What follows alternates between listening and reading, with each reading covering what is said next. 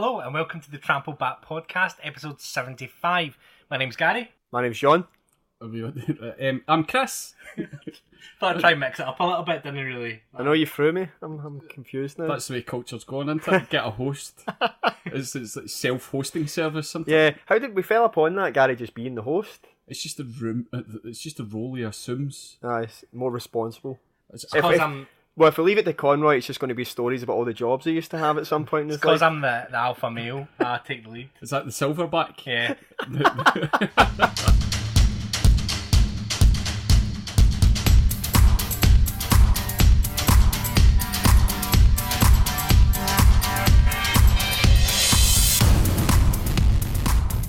So, I guess where we start, as always, is celebrity deaths, Chris. You finished your banana? A couple of celebrity deaths this week. We've started up a WhatsApp group because we weren't getting to the celebrity deaths quick enough. Now people, what's the quickest somebody's ever messaged you about a celebrity death? I think there was one. In fact, I think there was one. It was one of these two where it came up on the news, and I checked my phone, and somebody'd already put it in the WhatsApp group. I heard a conversation. I heard a conversation this week where a woman was telling a guy about the death of her ex-husband, and she used the phrases like, it's this couple, and I'm listening in, I'm earwigging into the conversation, and she says, 35 year I lived with that man, but I just had to get out. 35 year I had to leave him. And see, when he died, my daughter phoned me and she says, Mum, my dad's died. And I said, what? Your dad's died? And she said, aye, I'll phone you back in 2 minutes. And then she phoned me back in 2 minutes and says, Dad, my dad's back. Mum, my dad's back. They've resuscitated him. I'll phone you back in 2 minutes. And she went, hello, Ma. Aye, my dad's dead. And I was this on a bus? I was trying to suppress the laugh, right? I was like, no, my dad's dead. It's even asked you that question, it popped into my head going, what's the quickest celebrity death you've ever had? Going, well, I once got phoned by an orderly saying that he's on the table and we've got the paddles on him, but he should be away in the night. He's away, now he's back again. No, he's away, no, he's back again. But I just loved the pantomime in a 45 second sort of stretch going, my dad's dead. No, he's not dead. No, he is dead. The whole Jesus arc in 45 seconds. That's the generation now, though. Everything has to be now. Aye, much you quicker. don't wait 5 minutes for a proper announcement. So fucking Dale Winton as the celebrity death this week. Any thoughts on Dale, John? Gary? I mean, Dale Winton was probably the first person growing up that I seen on TV that highlighted my grandpa, rest his soul, is homophobia. Because Dale Winton was the first guy that my grandpa ever said to me, he's one of them slate off the roofs. And I was 8, I didn't know what that meant. Right. I only found out about a year ago. And it also, he used to refer to him as one of them, but I never really knew what my grandpa meant when he said that, because it could have been homosexual or a Celtic fan. Aye. So I found out... In your granddad's eyes, what would have been worse? If Justin Fashanu had made the trip down the M8... the problem is with my grandma, make my grandpa sound bad. My grandpa's a lovely guy, but he was in that time where he died too early. So he was never really in the time where people started to be a bit more progressive. Right. He missed it. That was about 96, 97 that folk went, stop saying that, stop being like that. I thought you were going to say he died too early because he'd be loving the alt-right. Oh God, no, I don't think he'd have been like that. It shows you just... swings and roundabouts. So everything's cyclical. Any thoughts on Dale, Gary? My brother was a big supermarket sweep fan growing up. So when I heard the news, I texted him first to make sure he was okay, and he said he texted me back saying, "No, it's all right. It was the show I liked, no Dale Winton." He just liked the idea of running about a shop. He just liked the format. Yeah. Imagine trying to use that fucking inflatable Nara through like a self-serve machine now, though. You'd pish. I don't think I've ever watched a full. Oh, really? I Oh, no, I used to love supermarket sweep. That was. Aye. Well, I mind I got the same grandpa. I mind I got. He was clearly homophobic, right? Empty building up a picture where John formed these views. Clearly homophobic, but he loved the show. He never had that much prejudice. I was off. I got my appendix removed when I was about 8 or 9 years old, and as a result, I was off school for like 2 months. Right. And that was every morning. My grandpa, because he couldn't work, was the one that looked after me. And supermarket sweep every morning, 10 o'clock. Just built in a wee routine. It was amazing. Do you still remember what programmes were either side of supermarket sweep in that routine? Did it come before this morning or? I don't think this morning was something we didn't watch. My grandpa and I didn't watch that. I think I would have had some sort of tape that I was allowed to put in. Right. I would have been allowed to watch a couple episodes or something. Normally Turtles. Right. I had a tape of the Turtles in VHS. I also had the Tasmanian Devil in VHS, and I'd be allowed to watch a couple episodes. The Tasmania series? Yes. And then my grandpa would go, right, I've had enough. Right. So it was then Murder, She Wrote, I think, would have been on, then Columbo. I think those had like a 1 o'clock to 3 o'clock mainstay on TV at that point. So that was my day, getting back for appendicitis. I was getting a lift. Me and my pal Johnny went to see our friend playing a cup final on Friday night. What was the cup final? An amateur, like the McEwen's Cup final, 2 amateur teams. So I got to see our mate, and like a great relationship with my friend's dad, and he's given us a lift. And you talk to him almost like a mate. And I went to tell him the story. I ended up there. I was like, I can't believe I'm telling you, using bad language in front of you, John. So went to tell him, it says the funniest things that I've seen. Like, see, the three of us approach death, and listeners to the podcast approach celebrity deaths in a way that's a little bit dark and a little bit different. You know, like to what normal. So I'm going, the best ones I've seen run about Dale Winton this week, and then I went to tell him. So the conversation started. Johnny's dad went, "Oh, what about Dale Winton?" I'm going, "Oh, the best ones I've seen," and immediately you start listing the best ones. So the best ones that I've seen were Tony Coffey, 3-word line, Dale Winton, RRP. And then the other one that I didn't want to say in front of him and I ended up saying, and I got an awkward adult laugh, look at the kids showing off using bad language, was they were talking about when Dale Winton married Nell McAndrew in a TV marriage, and Paul O'Grady, when asked about it, he said, "What do you think of Dale Winton marrying Nell McAndrew?" He started laughing and says, "How the fuck is Dale going to fit a vagina up his arse?" Which said more about Dale kind of going, do you know what? He would have read that and went, well, that is a good laugh. He looked like somebody that didn't take himself too seriously, and, you know, kind of, every report that came out, do you know what? Every report up until yesterday was a positive report, then the David Baddiel stuff came out. That's horrible. Well, I missed this entire thing. There was a couple of newspaper reports, tabloid reports, saying that Dale Winton. Are we even going to repeat it? You might as well.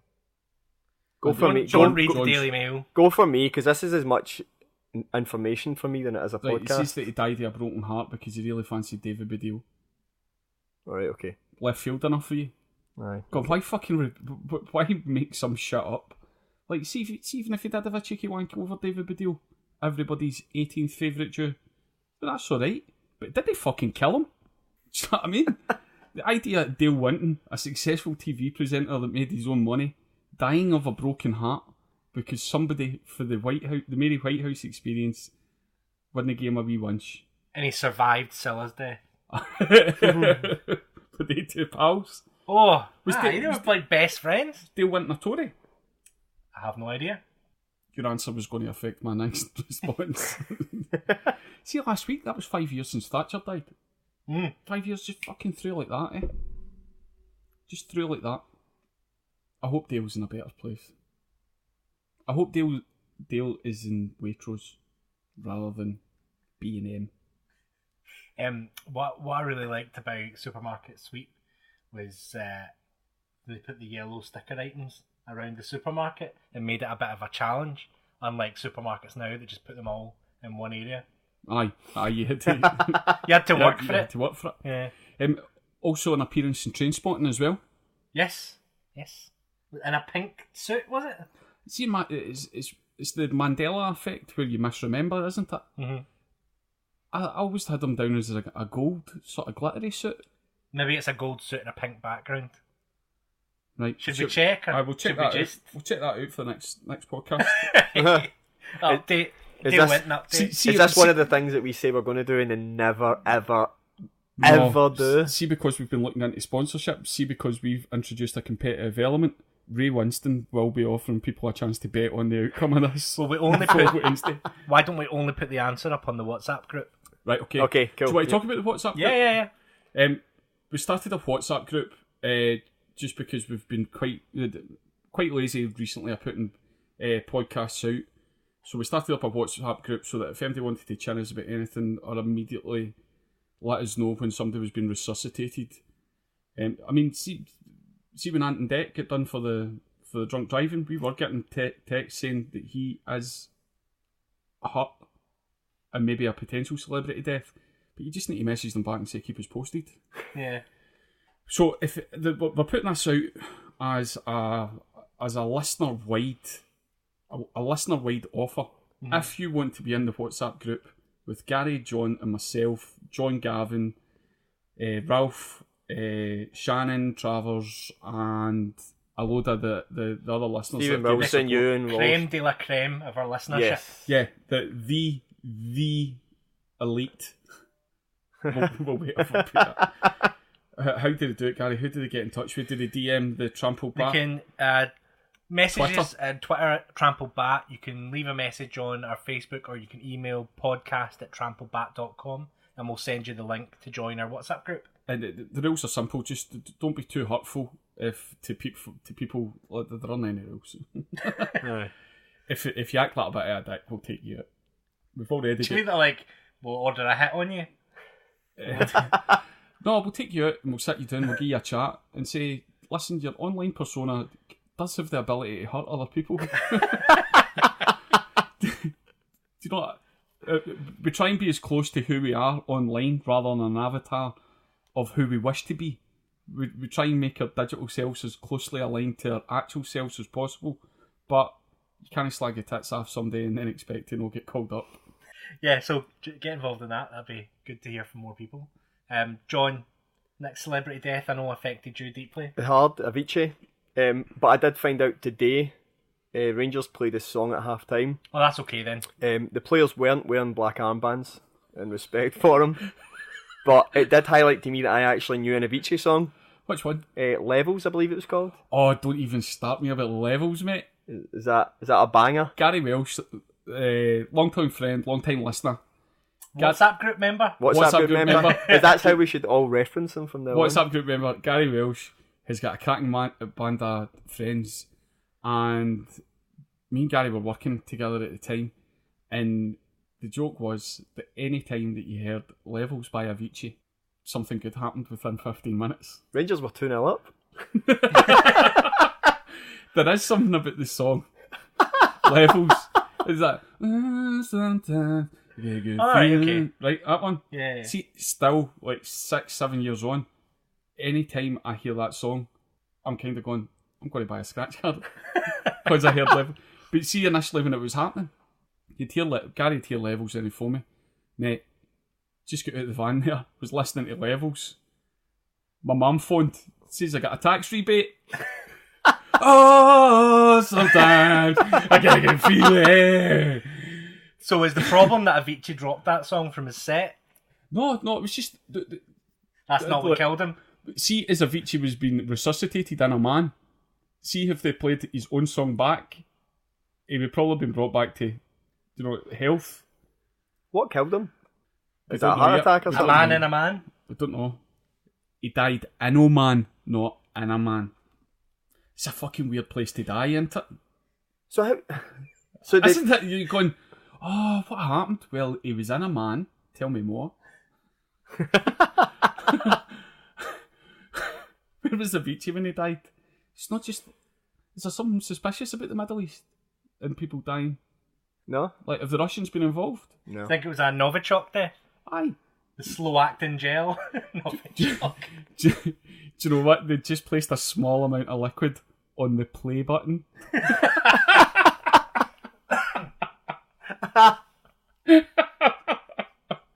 I did see some of the memes that I seen was.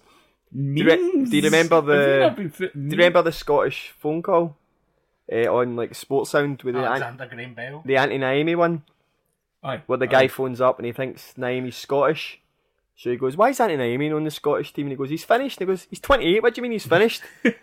I seen a load of like memes going around where it was Avicii going like, "He's finished." He's like, "He's only 28." That's enjoyed. I nearly put this forward as a banhammer, and because 2016, 2017, into 2018 we've been hit with so many high-profile celebrity deaths. It's been great for us. Yeah, but I'm tired of reading. It's now a throwaway phrase that means nothing to me now, and that phrase is "no age at all." Yeah. It's the full sentence. That's the full stop sentence after it. No age at all. Well, it's the fucking age you got to.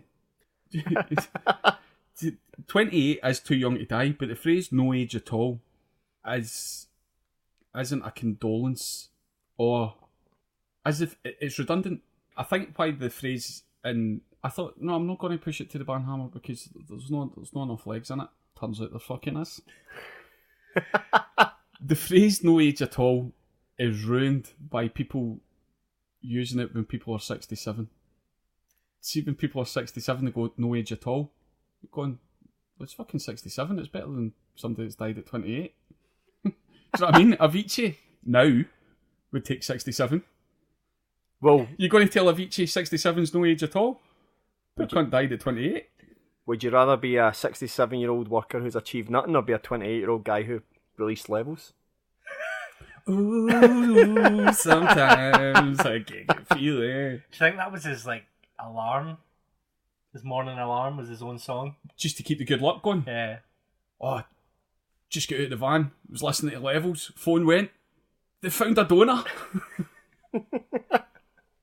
The sad thing though, that a lot of people hearing the news that Avicii had died would be backed with that song. Yeah. Aye.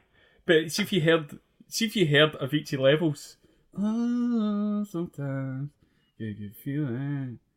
Reports today that Avicii died at the age of 28. This song never fails! The worst thing about Avicii dying is that he's left behind his music. I can't believe he was only 28. I feel as if he's been around for a lot longer. Maybe dog years. Like a Scandinavian thing. Do you know what I seen today? I seen Avicii in favour of Scottish independence. There was a guy from Scotland tweeted him.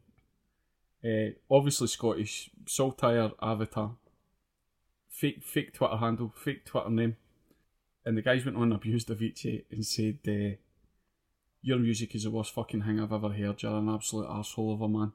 You're the worst thing that's ever happened to music." And Avicii replied saying, "You are the worst thing that's ever happened to Scotland since the Union Act." So it obviously wasn't daft, was he? Aye. I mean, it's not. His music was never really my type of thing. I find it hard to have any reaction to it. Who was the other one he had out the? It was like a country and western thing. He can't just have had two tunes. Ah, right, okay. I know what one you're talking about as well. But I honestly don't know. I tell you what. Do you know what's changed since Avicii died? It's now 20% more to hire Calvin Harris. And Alan Carr.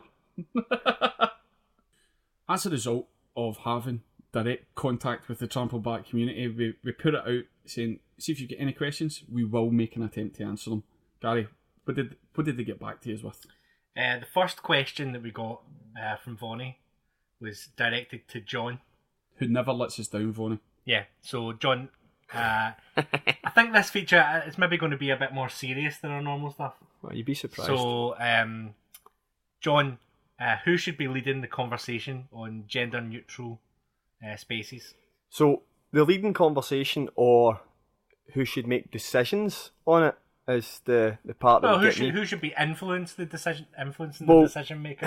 What is the question? Yeah, I mean, if you're asking me who I would want to hear lead a conversation on gender-neutral bathrooms and changing rooms, it'd probably be, judging by this week and his very popular opinions, it would be Morrissey. Because it seems like when Morrissey has an opinion, It gets talked about. it gets talked about. I mean, it gets it out there. I mean, his opinion's always right. Johnny Marr must be sick of answering the phone going, I tell you. The only thing that bugs me right about the whole Morrissey story is we keep doing this thing where X happens, so Bill Cosby is a rapist, so everything he done before that isn't funny. Right. But it is. Morrissey's music, right, so see to then if I go at Morrissey's music, is like saying Ed Sheeran's music is then in turn good because he shares the same political view as you. Morrissey's also now, 60 what? 60? I'd say early 60s. I'm guessing. He's got It could to be late 50s. I think he's now got to an age where I think it's okay to go, he's just old. It's no age at all. It's no age at all. I actually, see, the more I'm talking, I actually think I would like to hear Morrissey's views on gender neutral public spaces. Do you know what? I'd just love to give a shout out to my mum. Big influence in my life. I didn't realise at the time. But see, ever since I've known my mum, she has operated a gender neutral toilet in her household. Very forward thinking. Do you know what she called the gender neutral toilet in her household? The toilet. Did you see the event they tried to have in Brighton this week? No. They tried to have a sort of a conference about women, for women who were worried about Growing dongs. I think it was a discussion around what is gender, and when is a trans woman to be treated like a woman, and when is a trans woman actually a woman? So there's obviously concerns about that. There's a bill going through. This is a trap. This is a trap. There's a bill going through law just now to say that to reassign your sex, you just need to declare it. You don't need to do anything else. You don't need to have any assessment. You just say, "I'm a woman," and that's it, right? And that's you into the female prison population. Exactly. So it was meant to be a conference about, feminist speakers and stuff talking about the effect that has on people and how do you balance treating people who genuinely do want to live as a woman and people who are just going, I am a lassie now. The venue. What's the test? I don't know. But the venue better be a swimming baths. The venue was blockaded by trans women. Right. So a load of men stopped them from getting in to have a discussion. A load of women to have a discussion. And you can't even... It's so hard to talk about without going, oh shit, am I being offended? Like, am I offending somebody by even saying... But essentially, a load of women wanted to talk about what is the definition of being a woman, and a load of men said, no, we're not going to let you do that because we want to be women too. Men are the problem. So much... See if this had happened 2 weeks ago, Gary, they would have asked that lollipop person about it. It's just how quick the news cycle moves on. I know. It's so difficult because you don't want it. You want to be like, oh well, trans women should be able to live as a woman. There should be no restrictions on that. But it shouldn't keep Palestine off the news. But you probably shouldn't just be able to go, you've chucked me at the women's toilets. You've got a beard, mate. That doesn't define my femininity. I'm a woman. I think Dave Chappelle did this in one of his specials where he said that trans people really should get a better sense of humour because the most fucked up thing that could ever happen to anyone's happened to them already. So they should learn to be a bit more humorous about it. There's nothing funnier. Like if I'm sitting there after a heavy winter going, I'm probably a stone overweight. This is really depressing. Mm-hmm. I've never been like, I've got a cock that I don't want because I want to be a woman. Aye. Matt, it's so that you have the most fucked up thing that could ever happen is happening to you. It's like the movie that they made in between fucking what was that one? Inner Space. It's the movie they made in between Inner Space and Big. You've just got Judge Reinhold and Tom Hanks. Judge Reinhold wakes up one morning and he's like, this doesn't belong to me. This actually makes me think I've been having a really hard week this week. I felt like down all week. Right. And so last weekend, I got caught in a YouTube trap. And I ended up watching a YouTube channel by two women from England called Rose and Rosie, who are married. Okay. Maybe watched about 45 minutes of their vlogs. Are they talking about the same subjects or reviewing No, it's products? just like a vlog about their life, about what they got up to and stuff. They're fairly well known. They've won like BBC Teen Choice Awards and stuff. And they're what kind of age are they?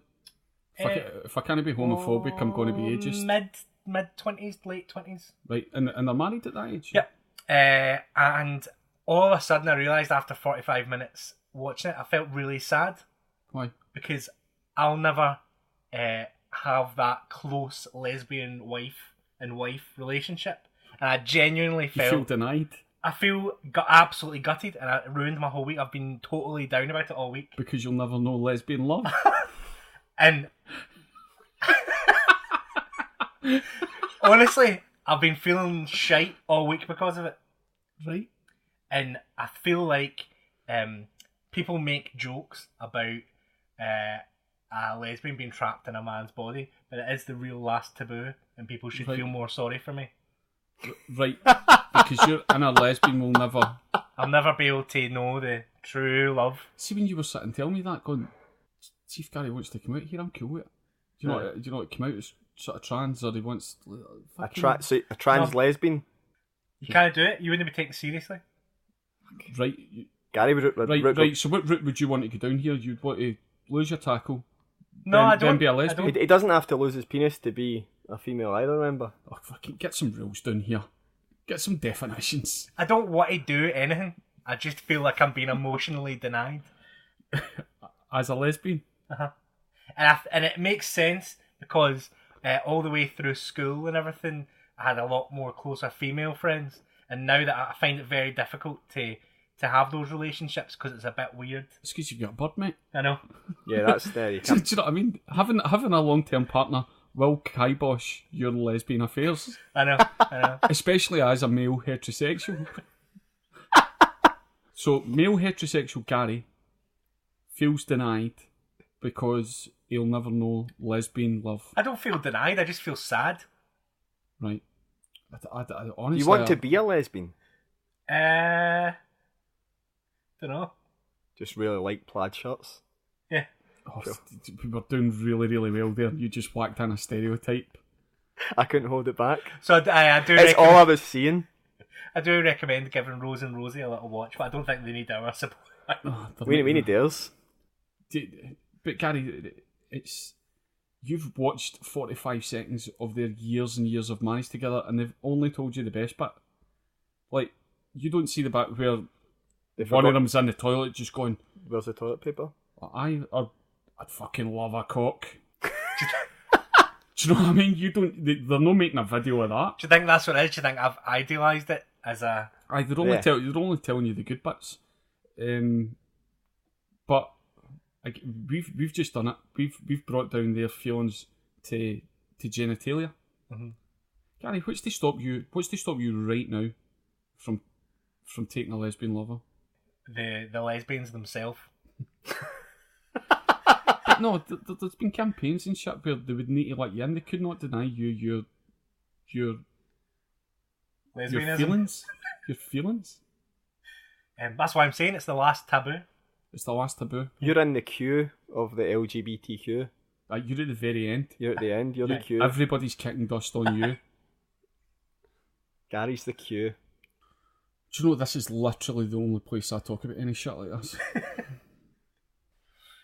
So, Chris, the other question we got in It was from Stephen Wilson.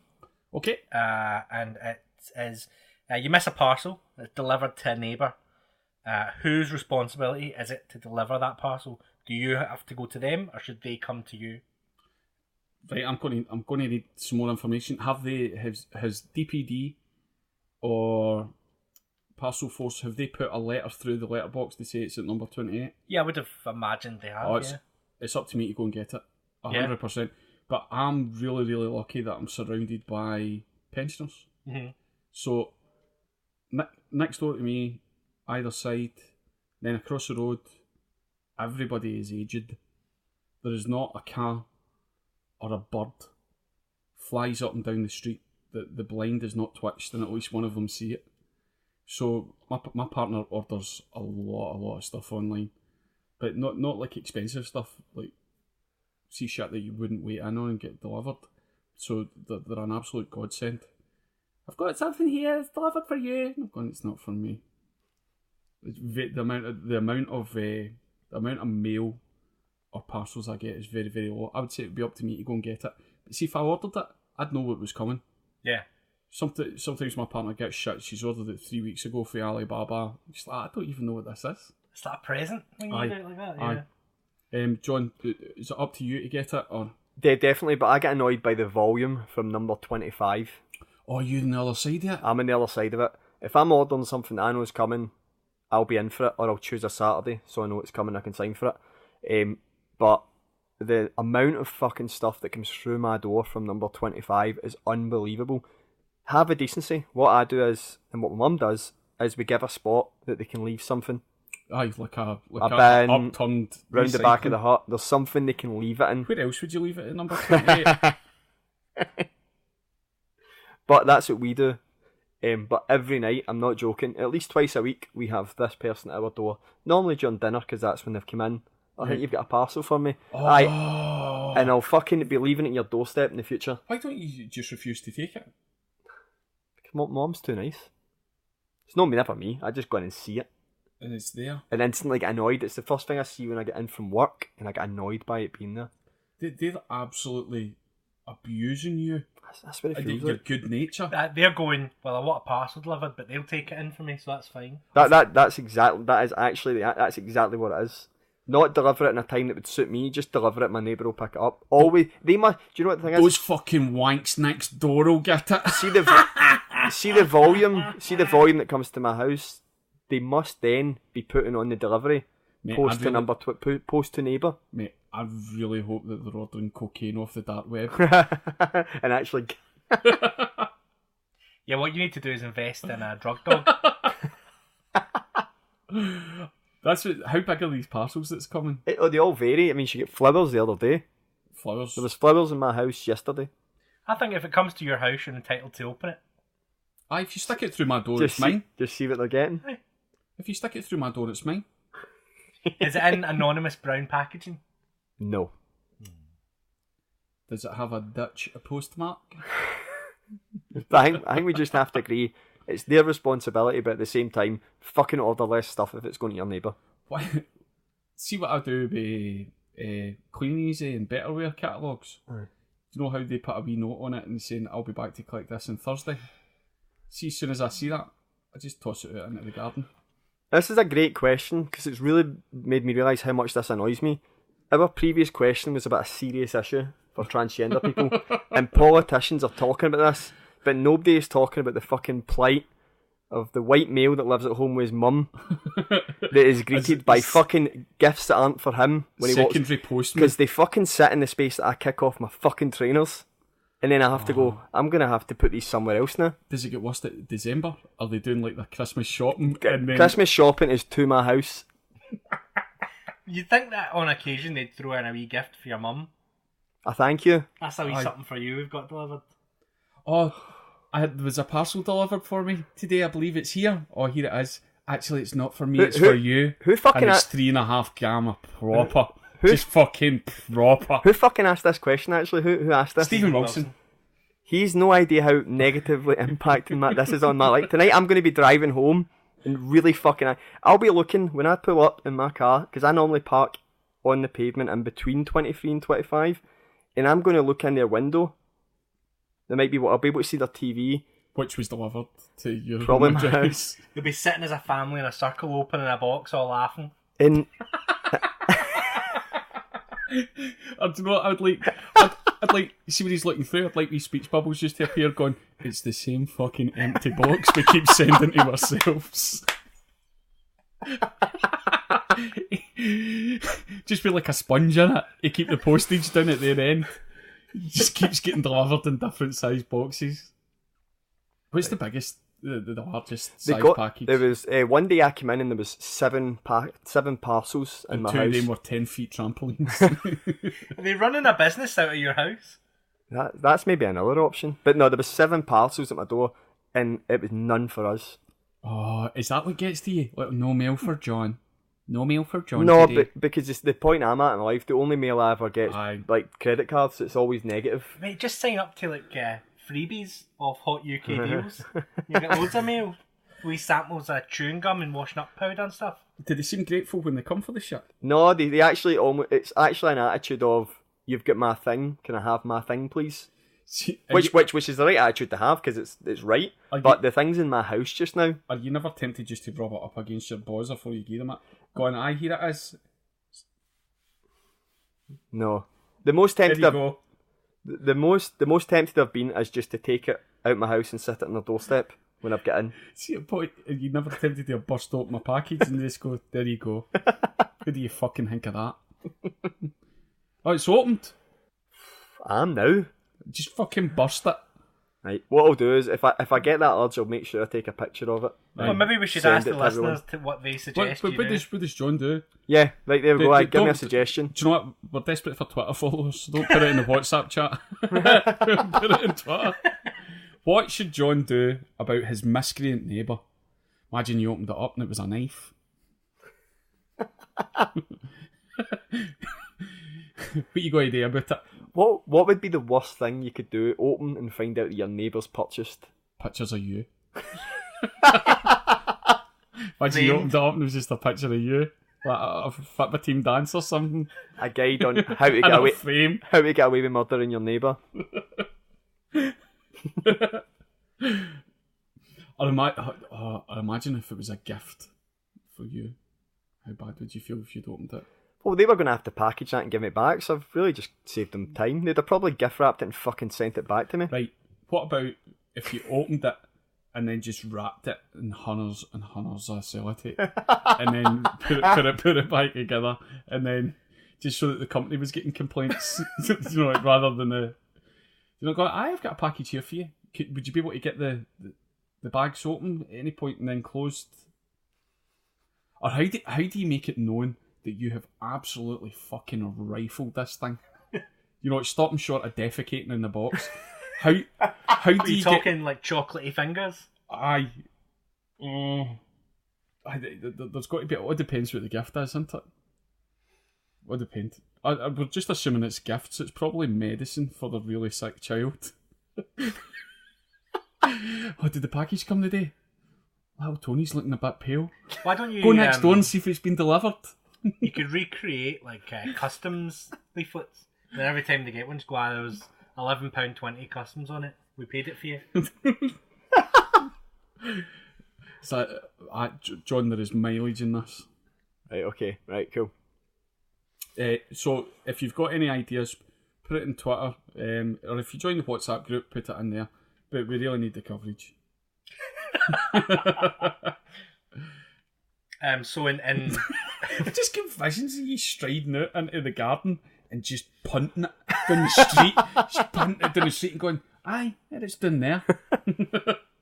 So one of the big stories in Glasgow this week was the news that they're going to open a Lidl in Giffnock. Oh, on the site of a former Whole Foods.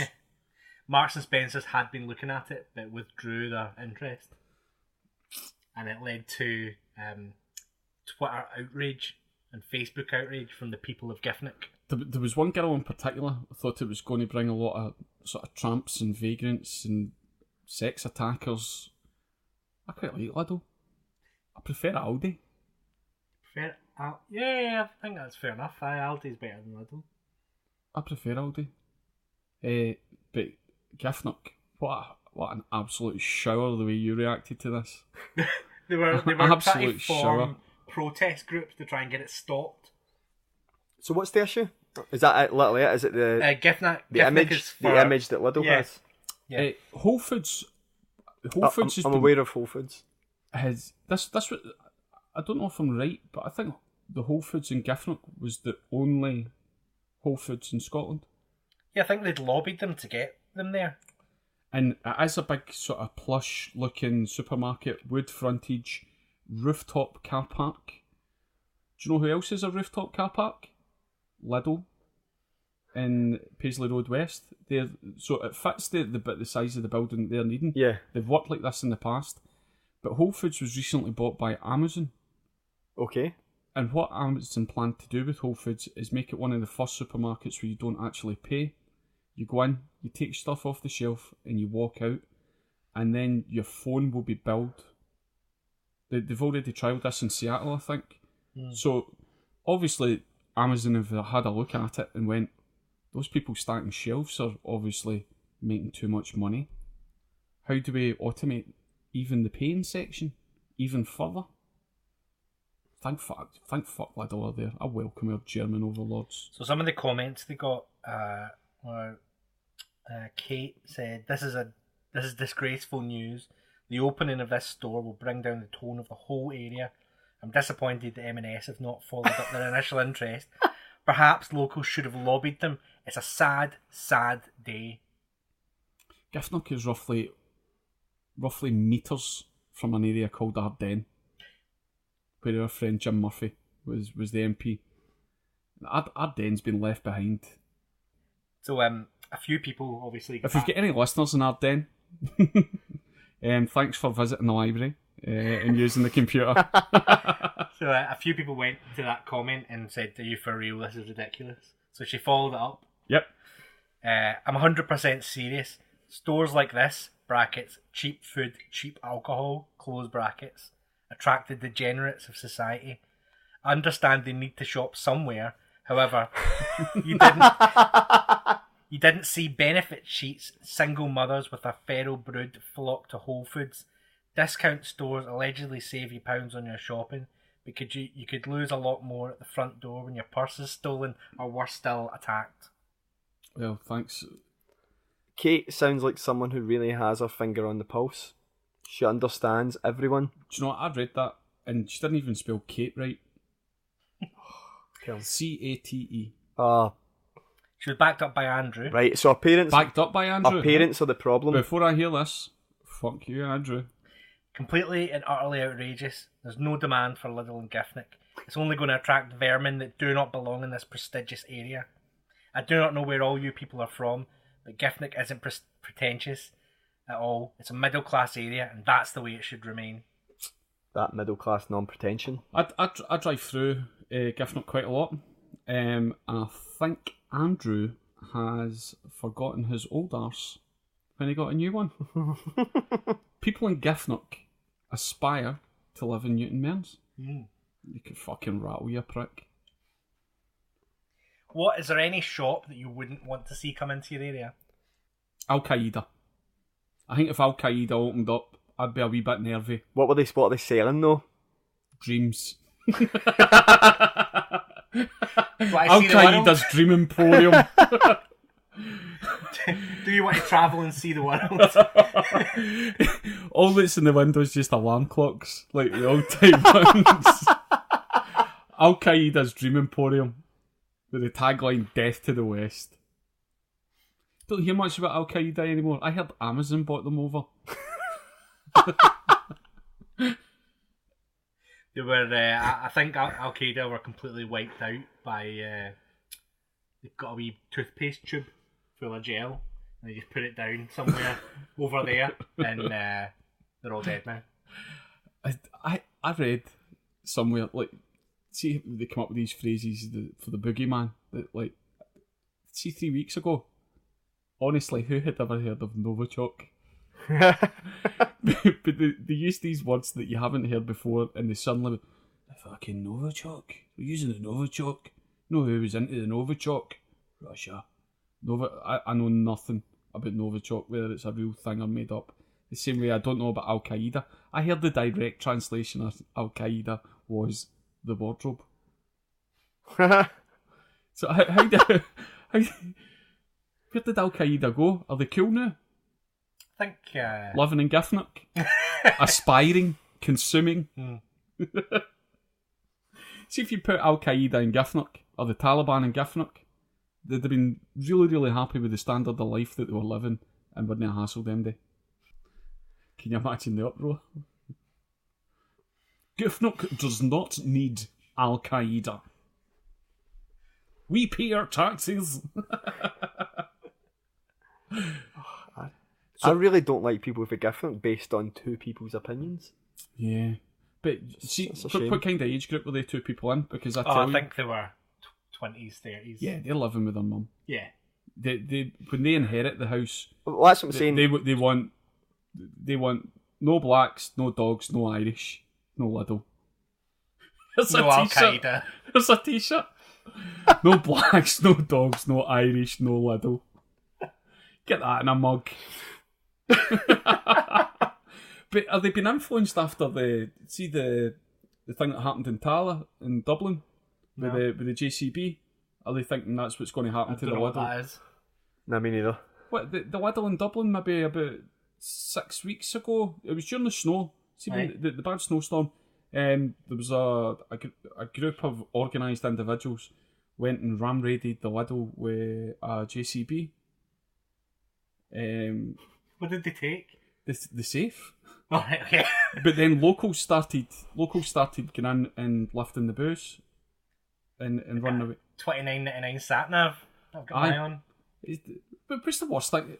Check out if you've not looked up the story just outside of Dublin about the JCB. But the guys fucking filmed the whole thing. They were putting it in Snapchat. Check out check out us robbing the Lidl. But the outcry from the locals was Lidl's been a really, really good employer during a really hard time in the country for 2008.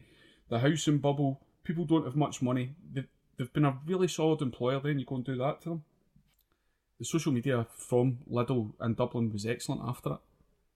It was amazing. Just a really good sense of humour about the whole thing. But you'd fucking need it if somebody's just taking your roof off and nicked a JCB. What are you going to do? Imagine what Whole Foods would have done. You'd have a load of guys that thought they were women arguing with guys that thought they weren't. Arguing over the price of a whole meal burrito. So a good pal of mine recommended, knows that I love burritos and told me you need to try the burritos in Whole Foods. Massively overrated. I'm glad to see the back of them. Do you think how far away do you think people travelled? Have we stopped talking about burritos now? That was my segue. Oh, sorry. Where's your recommended burritos in Glasgow? It's a tough time for burritos just now. Pinto's long gone. Oaxaca? Bar burrito. Is there a Oaxaca in Glasgow? Or is that only? I've never seen that. That must just be London. Taco Mazuma are too up and down. Sometimes you go it's good, sometimes you go it's not so good.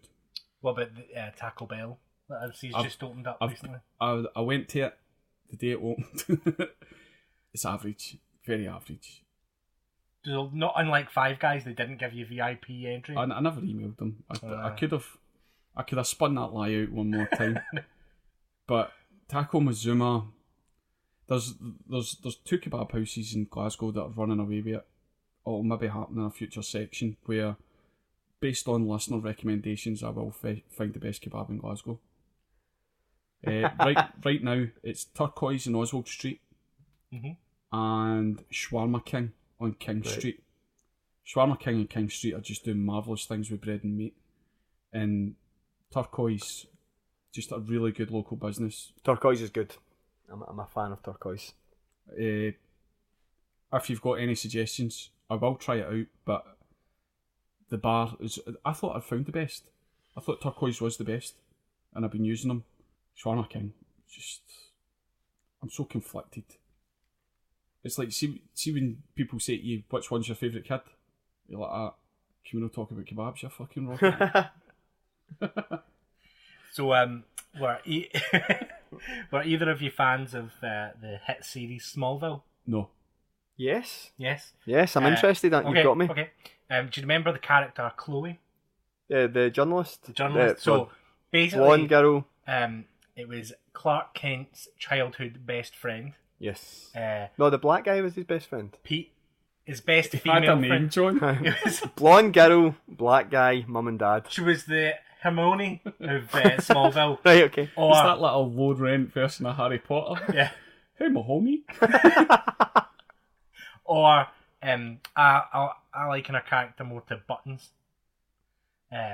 So the actress that played her, Alison Mack, was exceptionally attractive, but because she was the journalist pal. John's shaking his head there. Going, Yeah, but John's got ridiculous standards. Don't flippantly throw around incredibly attractive. John, She was alright. John, you don't know what lesbians want. So Smallville. When was Smallville? I mean, you must be talking about 10, 15 years ago now. 2000 to about 2007ish. Yeah. So in the intervening years, I loved it. Did you? It was brilliant. A friend of the podcast, James Marno, was upset as a big Superman fan and used to have Monday night Smallville parties. Set aside. Monday night, 9 o'clock, E4. Where everybody went round to, there was about 15 to 20 people went round to his house and all watched Smallville with him. That's too many people in their life. Until the episode where they put Santa in it and Santa was real and gave Superman a wink. Right. And they said, that's it, I'm done with it. I hope listeners made their own joke there. So Alison Mack, who played Chloe in the series, was arrested this week for being the leader of a sex trafficking cult. It's a bit left field. Right. The group called Nexium. Right. And I've been watching a thing on Amazon Prime recently called The Path, which has Jessie from Breaking Bad. Right. And the story of what she's done is pretty much the same as this TV series. It's weird. Do you think that Hollywood or TV program makers knew? Possibly. So it started off as like a motivational speaking thing and then turned into a sex cult where her and other women would get women into the group Right. and then take them away from their families, brand them with the guy's initials, Right. and make them starve themselves to they were a certain body shape, and then they would just be sex slaves for the cult leader. Did nobody miss them? Nobody. One of the people who joined it. Do you know what? That's genius going. See the public speaking aspect to it? That's genius going. These people, are really struggling. Yeah. So Somebody phoned Tony Robbins. Let's get to Tony Robbins' basement. one of the women that signed up to it was the heir to some American gin company, and she apparently bankrolled the whole thing with her inheritance. Unknown of... No, she knew. She Everybody bought into it and said, apparently their teaching was that men are meant to have multiple partners, but women are meant to be monogamous. Right. So they all basically swore an oath to this cult leader, who he was arrested in Mexico a few weeks ago. But Alison Mack, famous actress, got away, and she's been outed as the second in command. Do you know what I'm taking for this? Is that she wouldn't let herself be pigeonholed. Like, she's already doing a job, an actress, which a lot of people would probably like to do. And she's going, do you know what, I'd like to do something else. Do you know, she's no went, do you know what, I'm an actress, that's all I'm ever going to be. She's kind of went, nah, I'd like to follow different avenues. So, are the courses still available? I don't know. It's spelt weird as well. It's Nexium, but it's NXVM or something. Right. Very Manson-esque. How many individuals did they get away with? As far as I know, they had buildings in New York and LA full of people. Right, this is the point. You asked the question earlier. See, once they've stole you and you realise what's happening, that's when you go, actually, I'm a man. And at that point, you go, listen, I know what you're doing here. Just pointing this out. I'm no. I'm waiting and tackle. So John Gavin suggested the Banhammer for this week on, again, the WhatsApp chat. How do we get into that again, Gary? You send us a tweet, a Facebook message, or an email. We'll send you a link. Yeah. So what he suggested is I I'm trying to be cool. Right. And I said, hey, Hive Mind, I've got a question for y'all. And John rightfully called me out and said, Hive Mind is for the banhammer and all corporate speak. It's very ironic because I think I like the idea that you've given it a very fucking corporate wanky. I don't think hive mind. It'd be a more creative thing. No, see if somebody in a meeting said we need to be more hive minded, I would lose. I'd be like, this is fucking. These are buzzwords. Who did Yeah. Who did we pay to come in to give you this lecture that we could then? Aye. Quick wins. Whoever did the quick win speech, well done, mate. That is used everywhere. Every meeting I've ever been in, we need to think of the quick wins, Chris. Quick wins. Yeah. It's been such a long time since I've been in an office. Ducks in a row. So let's get all our ducks in a row. They gave some other examples of let's talk about this offline to your face. A win-win situation. That's a fucking draw. A win-win situation.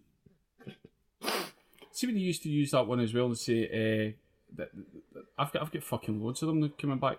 See that work hard, play hard? I'm never going for a beer with you. Yeah, I like to work hard and play hard. Never, ever going to go for a beer with you. I like to work easy and sleep a lot. See that one? See when they say that in meetings, go hard or go home? I already had my jacket off the chair. You are at best going to get 60% out of me today. That's a good day. Yeah. There is a lot of them, but I find that they tend to be used by people that would repeat something that somebody above them. Yeah. Going, if I say this, it's a lack of. Or they saw it in an American office drama. Yeah. And I'm going to use that. That's good. No, they've all been on a course in January. This is actually what's happening. All your managers have went on a team course in January. They went on an XM course. And they've been... and all the mails have come back. And they've been given 5 or 6 phrases that are going to be the corporate speak. And then see within about 3 months of that, the rebranded and the values of the company come out. And those words are carpet bombed through the whole mission statement. And it's just so disingenuous. Blue and sky thinking. I sit in these meetings all the fucking time and it's the same thing from every person. I can remember being in sales roles and actually playing bingo. Do you know what? Going, these 6 phrases are going to come up. Blue sky thinking. Let's car park that. Let's stick a pin in it. And we'll come back to it later. We're not basically talking that about means, it. Shut the fuck up. We're Your not- idea's shit. We're not talking about it, but we're just going to stick a pin in it over here. Let's ring fence. I think the one you've already said it. I think the one that everyone can probably relate to is take this offline. I think if you have not heard that, you've not worked in an office. That's a shite bag that doesn't want to get called out. Aye. Let's take this offline. No, fuck you. Right, see people working in an office environment. See if anybody uses the phrase, let's take this offline, your immediate response is, no, fuck you. Let's have a practice here. Gary, let's take this offline. Oh, fuck you. Gary, tremendous. I have more respect for you in the workplace. John, let's take this offline. Fuck you. Immediately move into the corner office. You have just got yourself a raise. This is the way to fight back with these people. Gary, what we're looking for here is a win-win situation. Oh, yeah, brilliant. No Chris, problem. fuck you. Sorry, I capitulated too easily there. I just wanted to please you. Do you know the one that I've noticed that my partner's been using in a work context that has been, let's see what that looks like. Let's do this. But what does that look like? If we do this, what does that look like? Did you not say that to me about an hour and a half ago? No. There's another. There's never. Gary, fuck you. See, with banking, there's an addition to that. It's what does this look like in tomorrow's world? What does this look? Oh, the future-proofing Yes, tomorrow's world. Let's future-proof it in tomorrow's world. It'll look like the 70s. Oh, it's too easy. I want to put in. It has to go in. Aye, of course. We're trying to run before we can walk. Fuck you. You know what we're needing?